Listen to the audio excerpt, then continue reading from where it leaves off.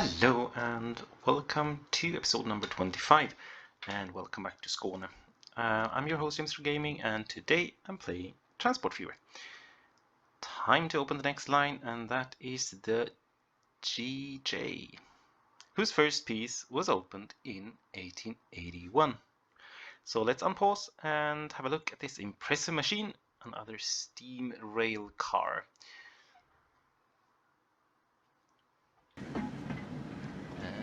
Let's open it up and get on board. So in this case I'm actually going to fast forward or do double speed, because otherwise this will be a very long episode, because these are slow ones, slow trips. So as we leave Karpalund station, the GJ or Gärds Härads Railway was a rather unexpected railway, as it connects the CHJ, which is Kristianstad-Hässleholms Railway, to a few small villages scattered in the countryside. And the word Härad in the name is equivalent to the English 100, so kind of a court thing.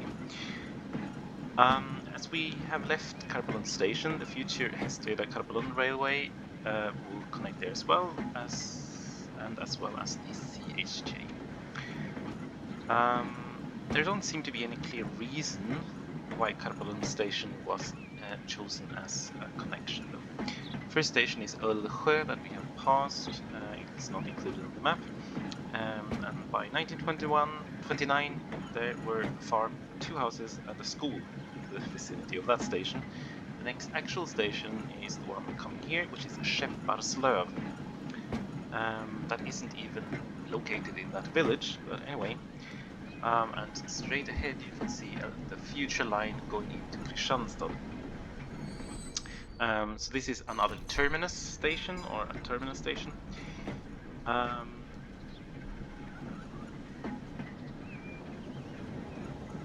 Because the idea was to bring the line into Kristianstad, but that was difficult because the CHJ claimed that there were no capacity in that station.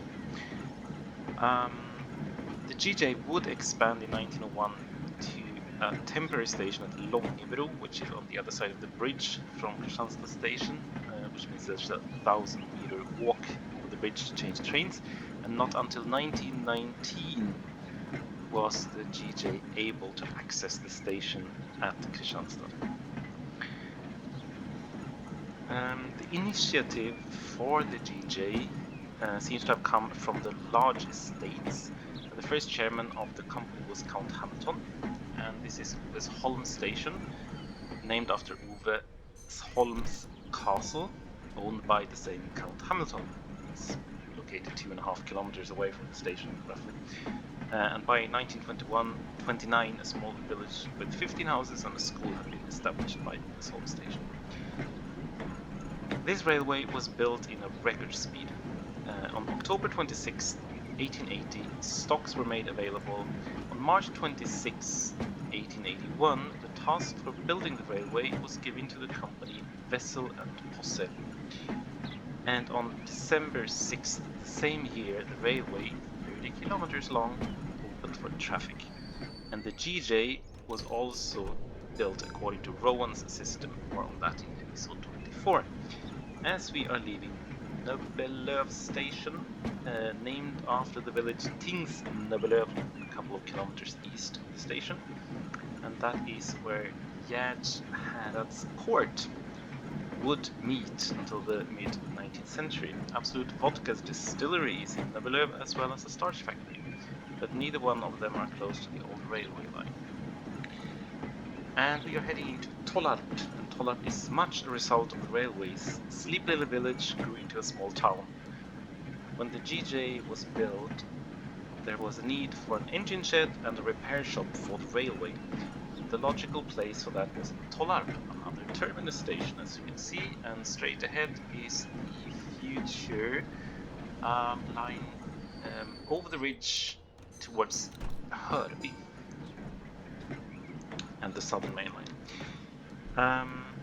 that line will open in 1886. The workers at Tollarp formed a cooperative bank in 1900, and by 1929 there were approximately 200 houses here.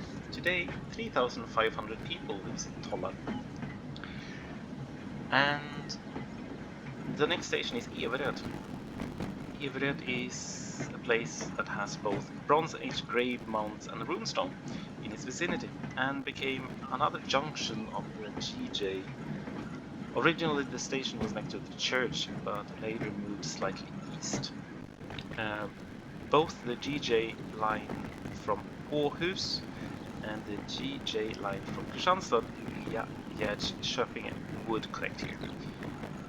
But right now Everöd is yet another terminus, and we changed direction for the third time this short journey. Kristianstad's airport is today found on Everöd. And we have a passenger. And as we leave Everöd station,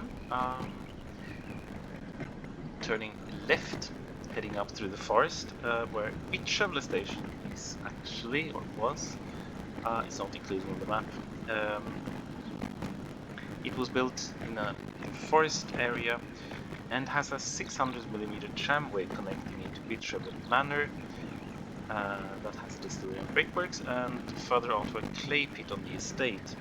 That tramway was electrified using a three-phase system very early on, which was apparently very complicated. And I've added that tramway to Degeberga station instead, which is the next stop, and the end of the line for now. That line will eventually be extended to connect to the Ystad-Eslöv railway by 1901.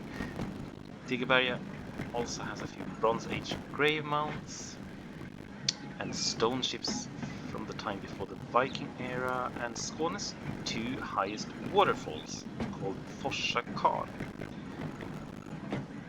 with the rather modest heights of 10.6 and 7.4 meters, but still. As we are heading into Degeberga station, in 1898, the GJ, together with the Hästveda-Karpalund railway, Eslöv-Hörby railway and Hörby-Tollarp railway, formed the Eastern Skåne's joint railways, short form ÖSJ, and that was later merged into the CHJ in 1936, and that company was then bought by the state-owned SJ by 1944 as a part of the voluntary nationalization of the railways. The former GJ was closed piece by piece between 1936 and 1988. So my plans for this is to redo it, because the actual timetables for these railways, or this system of railways, is a very crisscross and zigzag solution. So what I'm going to do is that I'm going to use the first piece of this journey as the first GJ line. The second GJ line will connect Åhus with Everöd, Tollarp, and all the way to Eslöv, and the third one will connect Kristianstad with Everöd, Degeberga, where we are, and to Tomelilla, because that seems to have been a very common way of driving these trains, because you could have there were direct trains going actually all the way from Hästveda on the southern main line, but those needs to turn around in a very complicated way at Karpalund. I decided not to do that. They will be separately. So yeah, that's the plan for the future.